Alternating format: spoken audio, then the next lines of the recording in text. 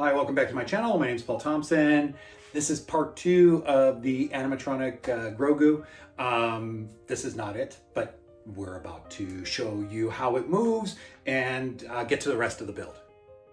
So this is where we left off. It's fully built and wired with a 10-channel receiver and an 8-channel breakout board separating power from the receiver.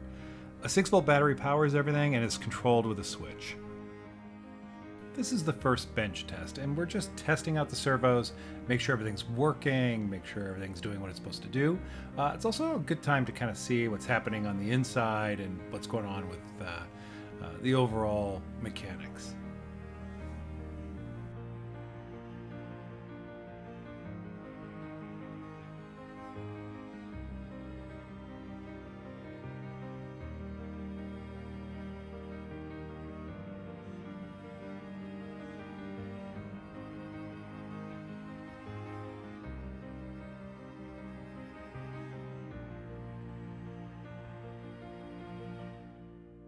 Added a bar to prevent the cloak from getting under the wheels. Also, I used a servo programmer to slow down the servos and program a soft start to the movements.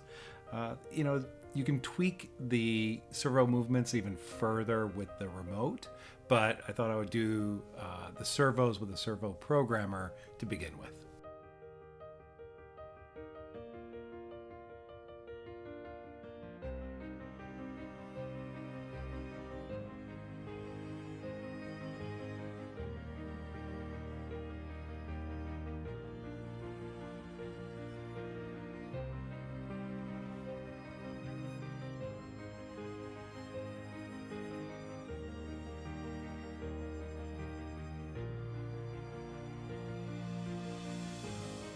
You'll notice I disconnected the collar from the cloak and used that to hide the neck seam.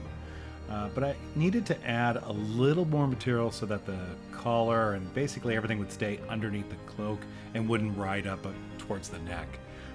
The collar is attached with a very high bond tape made by 3M. I am using one remote for this project. It's basically a 10-channel remote with 8 of those channels being used for the different servos in Grogu.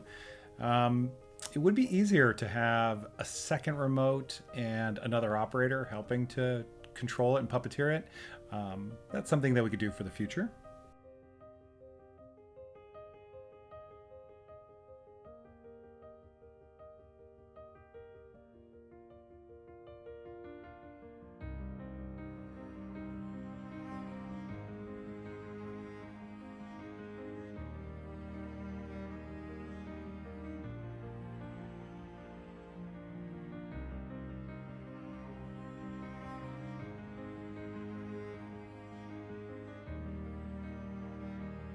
You could also put Grogu into a satchel.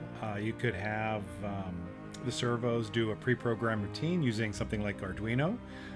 That would really make Grogu look alive and look around, and you wouldn't necessarily need to control it or have a controller at all. It would just move and operate. You could even incorporate sensors and have Grogu react to sounds or motion or something of that nature. So that if that's something you would like to see, let me know in the comments, and I'll be happy to show you what I would do for a project like that.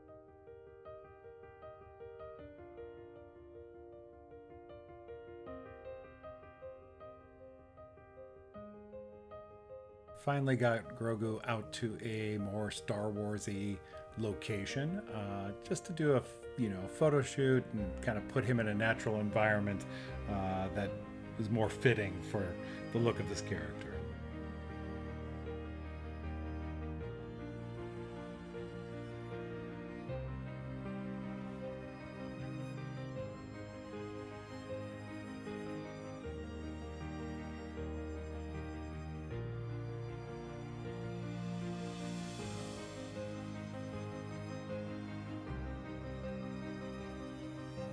I really enjoyed putting this together, and I hope you enjoyed the video. If you did, please consider subscribing.